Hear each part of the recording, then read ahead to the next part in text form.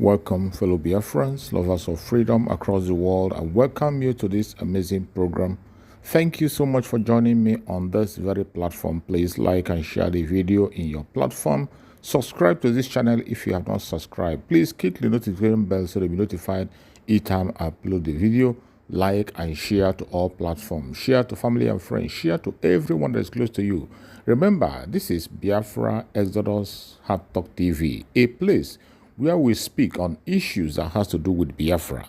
We bring information coming from the Prime Minister, Mazi Nnamdi, the Commander-in-Chief of the Armed Forces of Biafra. On today's program, I'm going to share you some of the mind-blowing messages of Mazi Nnamdi Kanu. We need to reflect to it because the time is now. We are in a very critical time, a time where we are marching into the promised land. So many information that Mazi Nnamdi Kanu have left for us. We have to get back to them, get some points, prepare ourselves. We have one thing in common, all of us that believe in Biafra. One thing is we have in common: a pathological hatred for Nigeria. I cannot begin to put into words how much I hate Nigeria. People don't understand it. I despise it. With every drop of blood in my body, I will walk towards the total dismemberment of that zoo. That by the time we finish, Nigeria will no longer exist. That name, we wave goodbye to it. The same way Yugoslavia is gone, that Soviet Union is gone, that same way will the word Nigeria be obliterated from history books. Nigeria is a reminder that black people are stupid and foolish. Nigeria is a reminder that colonial mentality actually seeped into our bone marrows. As somebody reminded us this morning, when somebody from Nigeria pays and say, "Oh, God bless Nigeria," you are making a mockery of God. God can only bless something that it created. I learned that this morning. God did not create the zoo. Therefore, there is no way God can bless it. It's impossible. Impossible. That hopeless entity that people today say they are very proud to belong to was created by a white man. His name is Frederick Lugard. This man is not from Biafra land. This man is not Hausa Fulani. This man is not Yoruba. But there are some people from black Africa who are willing to go to war to defend what a white man created out of their own subjugation. The reason why the zoo was created was to subjugate you. You did not create it. A white man did.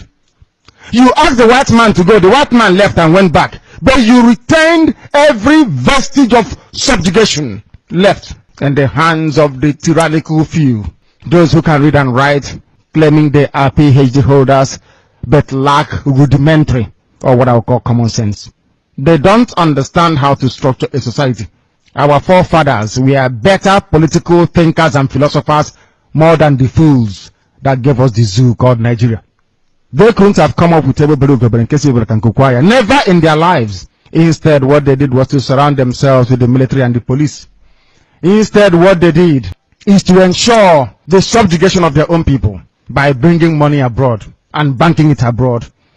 And people are wallowing in abject poverty. There are many things wrong with the way that a black person reasons that sometimes I wonder. I wonder if some of them are human beings at all or not. I wonder seriously. I don't think so, in my opinion. There is no need, there is no reason why they got independence from a country where the police do not carry guns on the street. Upon becoming independent, these band of vandals and animals created a police force. A police should be a civil service, not a force. It's civilian. They created a police force. They created mobile police, the riot police. They created the army. They created the navy. They created everything you can think about, the air force. They created all this rubbish in order to perpetuate themselves in power, in order to continue lying to you, in order for them to master everything that is to do with violence, to kill you and to subjugate you. The white man came, turned us into slaves, subjugated us, took away all our natural resources, and when they were going, they gave power over to a set of black people again, continuing even worse subjugation of their own people. And you're telling me these people are human beings? Is that what you're telling me? That somehow black people in Africa are normal people? Yes, is that what you want me to believe that? If they are normal, they have to prove it. The only way for you to prove that you're not a monkey is by going and getting Biafra. If Biafra doesn't come, you are an animal. Biafra is the only justification you have to exist as a human being. Anybody saying that he or she is a Nigerian, that person is worse than a fool. A journalist asked me this morning here, why do you call them animals? I said, because they accepted a name given to them by somebody else. Only a dog and a cat can do that. A white man came from Scotland, said your name is Nigeria, you accepted it without asking questions, which goes to show that your brain is not working properly. Had your brains been working properly, you would say, no, that this is my name. After all, you answer Ahamefula. My name should not be lost. By answering Nigeria, you have abandoned your name, you have abandoned your traditions and your heritage. That is what Biafra is here to reverse. Everybody can gang up against us if they wish. But we want to make this victory in such a way that everybody who is a Biafran will worship God forever and ever. Because the delivery of Biafra from bondage, the extrication of the children of the Most High God, Chukwu Abiyama, from that very abominable entity, will indicate to you once and for all that indeed Chukwu Abiyama is a Biafran. The world is about to see something they've not seen before. That Biafra must emerge. We must come to exist. We are not going to ask for anything that doesn't belong to us. We are not asking for any territory or resources. All we are asking them to do is to leave us alone. The same way we were before the British came. We have the documentation to prove that we never gave the British the consent to form one Nigeria in the first place. We have the documents. The documents we signed with them was to trade with Royal Niger Company. We never gave them the consent to go and form Nigeria. This is one thing that the so-called band of Nigerian intellectuals never ever bothered to ask themselves, including the Yorubas, Weshoinka in particular. Did we give our consent to Lugard to go and form Nigeria? The answer is no, we did not. Where did they derive the authority to go to form that zoo? Why did they hand over to a group of black men that continued the same slavish mentality impacted upon them by their masters? No wonder they are incapable of civilization. They are incapable of human development. Riowanu Lukman, I understand, is here. Is that not correct? Yeah. The son is here, dancing from one nightclub to another, making prostitutes very, very rich on your money. And some of us go to that nightclub to go and clean that nightclub to be able to feed and pay house rent. That money is coming from your land. Riowanu Lukman is here in Austria with money stolen from Biafra. Him and the children are living it large, having fun. In the morning, we will go to the nightclub where the son went to party to go and clean that nightclub that we can get money to feed. Do you now see why I say that there's something wrong with us? Only an animal can allow that to happen. Not a sensible human being. Why do you think everybody revolted in the world? That is a sign of civilization. When you revolt against any oppressive regime or system, that is a sign that you are now matured as a human being, or else you're an animal. You are an animal. When we preach the gospel on Radio Biafra, we tell you the truth. If you have any counter opinion, you present it. People shouldn't look at us and say, oh, you are insulting us. No, I am telling you the fact. The fact that you're a Nigerian means you're an animal. Only an animal can accept a name given. Is that true or false? Then every Nigerian is an animal. We preach the truth here. They don't know what is coming at them. As I will keep reminding them, before we came, nobody could tell you the truth this way. Now that we are here, they can't tell you. We are not here to pamper you and put cream on you. If you have a problem, we cut it out completely. Surgery. Cut out the problem. We don't dress the wound. We cut out the rubbish and throw it away and heal you properly.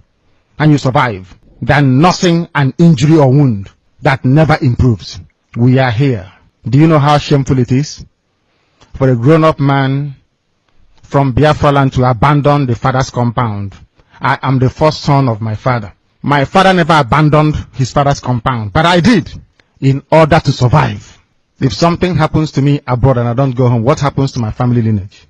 My own branch is closed. Do you know why our land is the way it is? When the white man came, our forefathers never gave them the first son, because the first son is the custodian of our way of life. They always gave them second to the last. Second to the last, almost finished. We gave them all people that came, servants that came. You will be amazed. I don't want to make some people feel bad.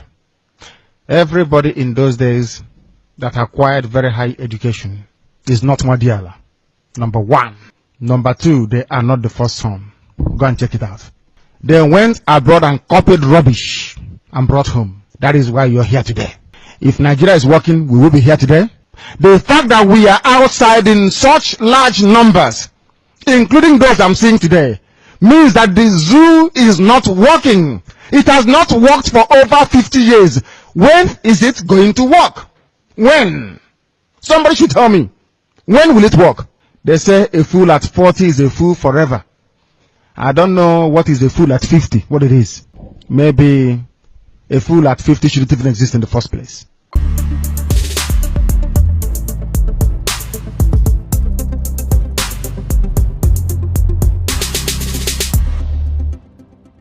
The Fulani approach to the zoo called Nigeria is called the devil's alternative. Fulani, they have this two-pronged approach to the issue of one Nigeria. If they collapse you through banditry, they will overrun you because they believe they have superior weaponry. Right now, and all of them are in this game together. That's number one. If you sue for peace, which idiots like Omahi are doing, if you sue for peace, they will also get what they're looking for because they will plant Ruga in every local government area. The devil's alternative, whichever option you choose, men are going to die. Men will die. It doesn't matter the option you choose. If you wait for them to do things peacefully, which they will never do, they are going to kill you anyway because they'll be Ruga. And you allow them to forcibly take over your land, you are taken over, they will take it by force. And Fulani will plant their people in your local government areas. That in the next 100 years, you'll be hearing about Olo Emirate.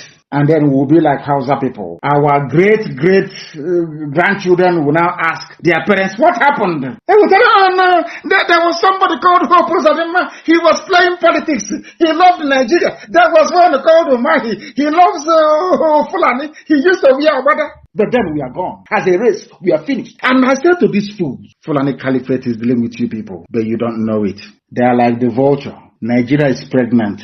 If Nigeria dies during the pregnancy, they benefit. Nigeria gives birth to their Ruga, which they want, a new Nigeria which they want, is also to their benefit.